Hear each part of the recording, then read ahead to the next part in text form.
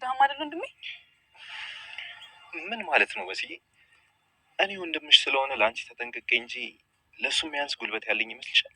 እኔ በጭራሽ በሱ አልሸነፍም። ግን ምንም ቢሆን ለቤተሰብሽ ክብር አለኝ መስዬ። በጣም ስለማፈቅርሽ እጠነቀቅልሻለሁ። አመሰግናለሁ ቴዲ። በዚህ ጊዜ እኮ እንዳንተ አይነት አፍቃሪ ማግኘት በጣም ከባድ ነው መስዬ። አደራሽ ተሳስተሽም ቢሆን ምንም ነገር እንዳትናገር። መናገር ብፈልግማ ኖሮ እስካሁን አልቆይም ነበር። እሺ የዛን ጊዜ እናቴን አገተቻ ሰዓት ነበር የምናገረው። ግን ለምንድን ነው የደበረሽ? የፍቅር እህት ቤት ድረስ መታ ያለ ምክንያት ዝም ብላ ሰድባኝ ሄደች። ብታይ እንዴት እንደሚያደርጋት። ከዛ በቃ ቤተሰቦቹ ባይወዱኝ ባይቀበሉኝ ብዬ ፈራሁ። የሷን ሁኔታ ሳይ አንቺን የመሰለሽ ልጅ እንዴት አይቀበሉሽ? በደንብ ነው የሚቀበሉሽ። እሺ እኔ ቆንጆ። በዛ ላይ ደግሞ የእሱ ባህል ራሱ በጣም እየተቀየረብኝ ነው። አብሬው እንዳደር ቀርቶ አብሬው እንድል እንኳን አይፈልግም። እሺ ቆይ ምንድን ነው የሚሻለኝ? ታይ መጥፎ ነገሮችን አታስቢ። አንዳንዴ እንደዚህ አይነት ነገሮች ይፈጠራሉ። አረ ጓደኛዬ፣ እኔ ፍቅር እንደዚህ ሆነብኝ አያውቅም። በቃ ህይወቱ እንዳለ ከሩጫ በሩጫ ሆነ። ደግሞ በዛ ላይ ቤት ውስጥ የሆነ የሰው ድምፅ ምናምን ይሰማኛል። የሆነ የሚጮህ ሰው አለ። ምን የምርሽ ነው? ቆይ ምን አይነት ሰው ነው? ለምንድን ነው የሚጮህ? ምን ሆኖ ነው? አላውቅም ጓደኛዬ። በቃ በር ተቆልፎበት ነው የሚውለው እና በቃ ዝም ብሎ ሲጮህ ነው የሚውለው። ምንድን ነው እየመረጥሽ ብዬ እንጂ ግን ሲጀመር ምን እንደምታካይ ተሽሏል። ይሄ ምግብ ያለ መምረጥ ችግር ነው። ምንድነው እንደዚህ ማግበስበስ? ሆዳ ማትረብሽ። በቃ ለዚሁ ነው ሁሉ ነገር። በቃ አለቀ። ማንም የለኝም። ንገረኝ ይዛ። ማንም የለኝም። አለቀ በቃ።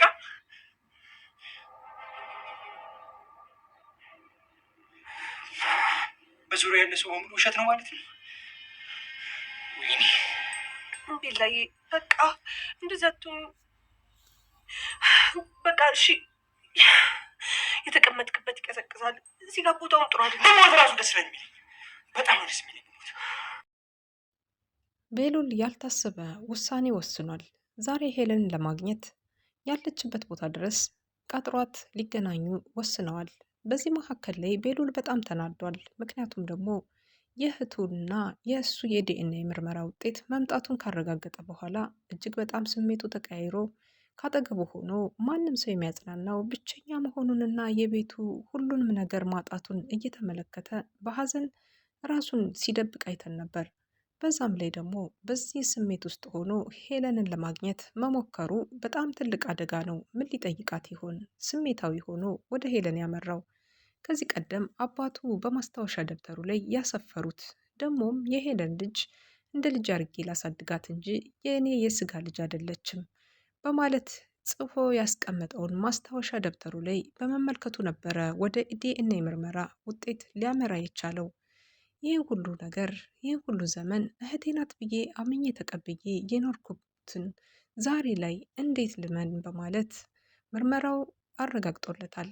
ይሄ የምርመራ ውጤት ካለማመኑ የተነሳ ራሴን ባጠፋ ይሻለኛል፣ ብቻዬን ቀርቻለሁ እያለ ቤሉል በጣም ድብርት ስሜት ውስጥ ገብቷል። ሌላው ትኩሳት የሆነው የመሲና የቴዲ ፍቅር ግንኙነት ነው። መሲና ቴዲ አሁን ላይ ከባድ ችግር ውስጥ ያሉ ይመስላሉ። በተለይ ቴዲ መሲን እየተጠቀመባትና ለሚፈልገው አቅጣጫ መሄጃ መሪው አድርጎ እንደያዛት እያየ ነው እንገኛለን። በዚህ ሰዓት ላይ መሲ ትክክለኛ አፍቃሪ፣ ትክክለኛ ወዳጅ፣ መልካም ሰው አገኘሁኝ ብላ እሷ ከሱ ጋር ተጠምጥማለች። የቤተሰቧን ምክርና እንዲሁም ደግሞ ቤተሰቦቿ ስለሱ ምንም የኋላ ታሪክ የሚያውቁት ነገር ስለሌለ ቀስ በይ ተረጋጊ ቢሏትም እሷ ግን ለሱ ያላትን ስሜት እንዲሁም ደግሞ ለረጅም ጊዜ በስልክ ያወሩትን ለረጅም ጊዜ አብረው የነበረ ጓደኝነታቸውን አስታውሳ ከአሁን በኋላ ከሰው ቤት መውጣት አለብኝ፣ ቤተሰቦቼን መርዳት መጥቀም አለብኝ፣ በቃ በደጅ ሁኜ ሁሉን እፋለማለሁ በማለት ከቴዲ ጋር አብራ ለመሆን ወስና ከቤት ወጣለች። ግን ደግሞ ብዙ ጣጣዎችና ችግሮች እየገጠሟት ይገኛሉ። ምክንያቱም ቴዲ ማንነቱን በደንብ ጠንቅቃ አላወቀችውም። ቴዲ ስውር ማንነቱ ከኋላ የተደበቀ ማንነት እንዳለው እሷ ምንም በፍጹም ሊገባት አልቻለም። ለመጀመሪያ ጊዜ ወደ ቤቱ ስትገባ እህቷን ይዛ ስትሄድ የተንደላቀቀ ቤት እንዳየች ከሶፋ ሶፋ እየዘለሉ እህትማማቾቹ አይተውት የማያውቁት ስለሆነ በጣም በደስታ ሲዘሉ አይተናቸዋል።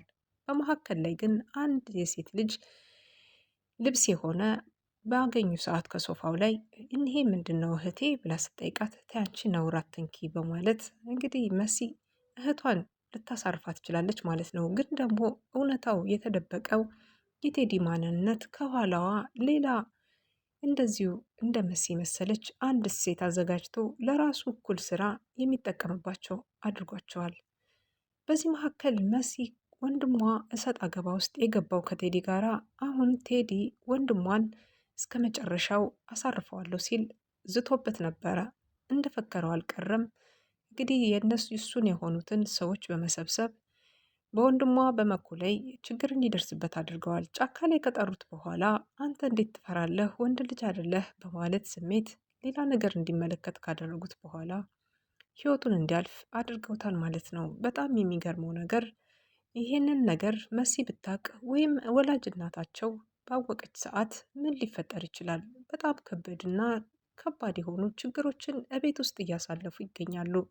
የቴዲን እንደዚህ መቀየር ማንም ሰው ሊጠረጥርም ሊገምትም አይችልም። በተለይ ደግሞ ተለሳልሶ የሚያወራቸው ከአንደበቱ ምርጥ ቃላት የሚወጣቸው እጅግ በጣም ልስሉስና መልካም ሰው መስሎ ግን ደግሞ ከኋላው ብዙ ነገሮች አሉ ያልተገለጹ ማንነቱን ገና ብዙ ይቀረኛል፣ አንቺን ገና ብዙ ልጠቀምብሽ ይገባል በማለት በመሲ ላይ አቅፏት ሲያወራ ነበር ለብቻው።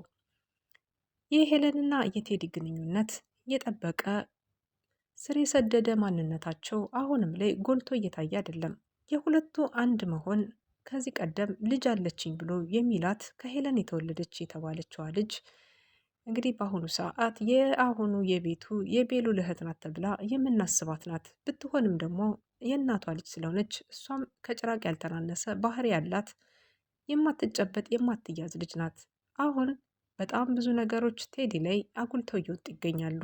የሁለቱ ፍቅረኛሞቹ ጉዳይ በጣም አሳሳቢ ይሆናል። ምክንያቱም ደግሞ አንደኛዋ ፍቅረኛ ለአንደኛዋ ፍቅረኛ ጥላው የሄደችውን የእጇን ጌጥ በማየት አሁን ላይ መሲ ያገኘችውን የእጇን ጌጥ ይሄ እኮ ላንቺ ብዬ ስጦታ ገዝቼልሽ ልሰጥሽ ብዬ ነበረ በማለት ያቺ ትታው የሄደችውን ዛሬ ላይ ለዚችኛዋ ሰጧት። አምጪ የኔ ነው አምጪ የኔ ነው ይጣሉበታል። ይሄ የእጅ ጌጥ ነገ ሌላ ታሪክን ይዞ ይመጣል። ምክንያቱም መሲና በእሷ መካከል በሁለቱ ፍቅረኛሞቹ መካከል አለመግባባት ተፈጥሯል። ይሄ አለመግባባት ደግሞ ወዴት ሊያመራ ይችላል? በተለይ ደግሞ ከቤቱ ላይ አንደኛዋን ፍቅረኛው ባስቀመጣት ሰዓት ይሄኛውን በር መንካትም መዳበስም አይቻልም፣ ወደዚህ በር መጠጋት አይቻልም ባላት ሰዓት ቤት ውስጥ ብቻዋን ጥሏት ሄዶ ስለነበር እህት ነኝ የምትለዋ ሄለን እንግዲህ እንዳጋጣሚ ወደ ቤት ውስጥ ትመጣለች። በዛ ሰዓት ነበረ ከፍ ዝቅ አድርጋ አንቺ ማነሽ አንቺ ማነሽ በማለት ነገሮችን አካብደው በጣም ወደ ጸብ ቀይረውት የነበሩ ቢሆንም ደግሞ ሄለን ነገሩን ከጨረሰች በኋላ ከወጣች በኋላ የቴዲ ፍቅረኛ እንግዲህ ያላሰበችው አንድ ጩኸት ጮኸባት። በጣም ደንግጣለች። የምትይዘው የምትጨብጠውን አጣ መሬት ላይ እየተንፋቀቀች ከድንጋጤዋ ተነሳ አንድ የሆነ ከባድ የሲቃ ድምፅ የሚያሰማ የሚል የሚያምጥ ድምፅ፣ የሚያለቅስ ድምፅ፣ የታፈነ ድምፅ ትሰማለች። በጣም ተደንግጣ ነበር። እዚህ ቤት ሰው አለ በማለት እሷም ደጋግማ ለመጠየቅ ብትሞክር ምንም አይነት መልስ የሚሰጣት የለም። ግን ያ ድምፅ በተደጋጋሚ ትሰማዋለች። ከዛም ባሻገር ደግሞ አሁን ላይ ቴዲ እንግዲህ ከባዱ ችግር የሚሆንበት ፈተና የሚሆንበት እቺ ጓደኛ የተባለችዋ ሄዳ ለቤዛ ነግራታለች። ቤዛ ቀልጣፋና ነገሮችን በትኩረት መመልከት አቅም አላት። ይችኛዋ ፍቅር ፍቅር ብትጫወትም ግን ደግሞ ያየችውን የሰማችውን ነገር በግልጽ የመናገር ችሎታ ስላላት ለጓደኛዋ ሁሉን ነገር አዋይታታለች። በጣም ተጠራጣሪና እንዲሁም ነገሮችን በአትኩሮት እንድትመለከት አድርጓታል ማለት ነው። የመሲና የቴዲ ነገር ወዴት ያመራ ይሆን? እንዲሁም ቤሉልና አሁን ላይ ፊት ለፊት የተገናኙት የሄለን ጉዳይ ወዴት ያመራ ይሆን? ሄለን እንግዲህ ከዚህ በኋላ ኑኑ ልጇ ናት ተብላ ትታሰባለች። በተለይ ደግሞ ቴዲን ከዚህ ቀደም እንደምናስታውሰው ከሆነ ኑኑያት የሄለን ልጅ እንደሆነችና ልጆቹ እንደተቀያየሩ እየተናገረ ነበር። በዚህ ሰዓት ላይ እንግዲህ ብዙ ነገሮች እየተፈጠሩ እያየናቸው ነው። በአሁኑ ሰዓት መኩ መሞት የለበትም ወይም መሞት አለበት የሚለውን ብዙዎች እየተከራከሩበት ቢሆንም እናንተስ ምን ትላላችሁ? በተለይ ደግሞ መኩ የቤተሰብ ኩራት እንዲሁም ደግሞ ለእህቶቹ ዘብ የቆመ ከሀገሩ ጀምሮ እስከ መጣበት እስከዚህ አሁን ሄለን ጋር እስከሚኖርበት ቤት ድረስ ለእህቶቹና ለቤተሰቡ ጠባቂና እንዲሁም መከታ የሆነ ሰው ነው። እሱን ለማስወገድ ያሰበበት ቴዲ ለምን ይሆን? ይህን ነገር በሰማች ጊዜስ መሲ ምን ሊሰማት ይችላል?